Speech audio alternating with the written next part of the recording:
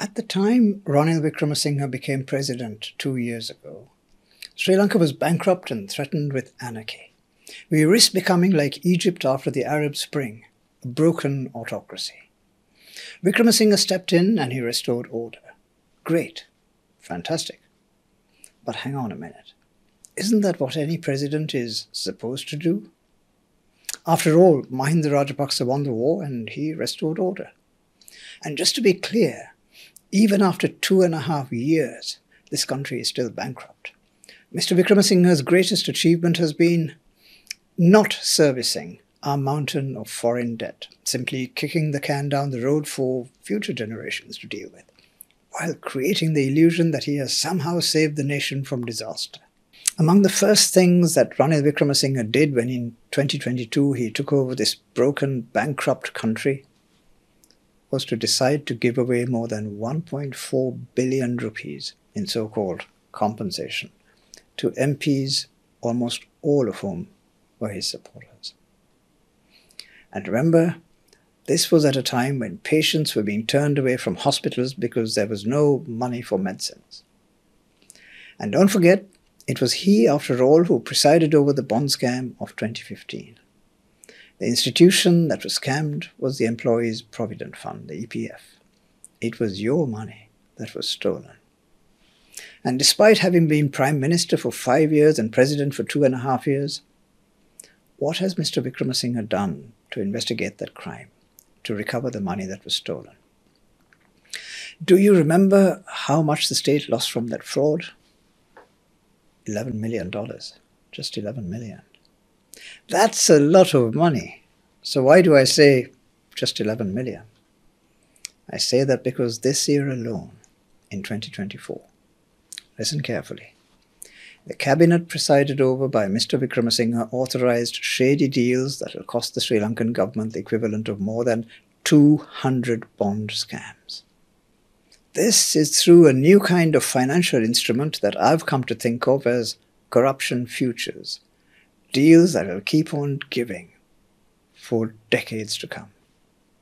In March this year, bypassing the tender procedure, Mr. Wickremesinghe's government authorized paying 8.26 US cents per unit of wind power to an Indian company, at a time when local companies were offering the same unit for 4.88 cents. That difference of 3.38 US cents translates into a whopping 70% excess margin. It adds up to a staggering $67 million per year for the next 20 years. That's 1.35 billion US dollars, or 120 bond scams, just in this year alone. In a recent YouTube video, I called upon Anurakumara Dissanayake to pledge to cancel this shameful deal if he were to win the presidency. I'm grateful that he immediately announced that he would do so.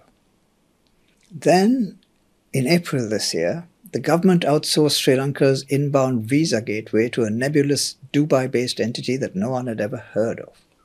Just Google it and see for yourself. For the past 12 years, this service had been provided virtually free of charge by Mobitel, a state-controlled enterprise.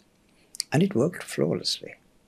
Now, according to the Parliamentary Committee on Public Finance, tourists seeking a visa to Sri Lanka are required to pay a service charge of $18.5 US, as well as a so-called convenience fee of $7.27 to this unknown company based in Dubai, in addition to the official visa fee.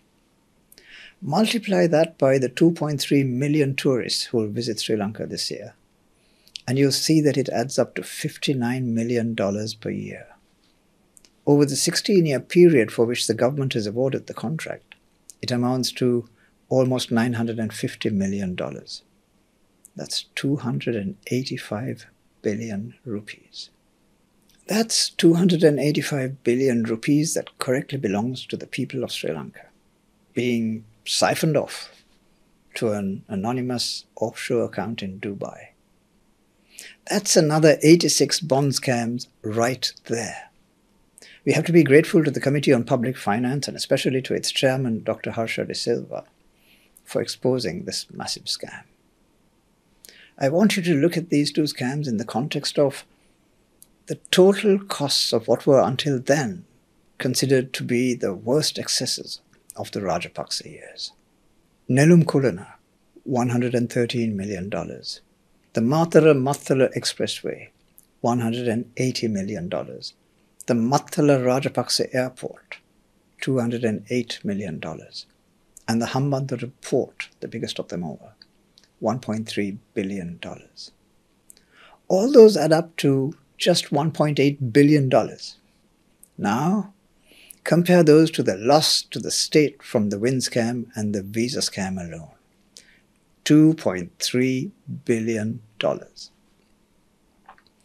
In the case of Mahinda Rajapaksa's projects, at least we have some concrete to show for it.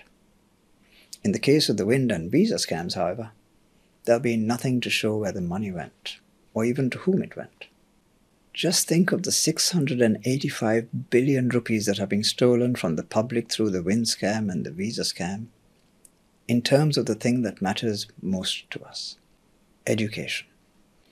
Our children's future and our country's prosperity depend entirely on our education outcomes. You can see that 685 billion rupees is what we as a nation spend on education for 3.5 years. If this is how much has been siphoned off from the state coffers and into offshore accounts through cabinet decisions made this year alone, can you imagine what the fate of this country will be if this government gets 5 more years?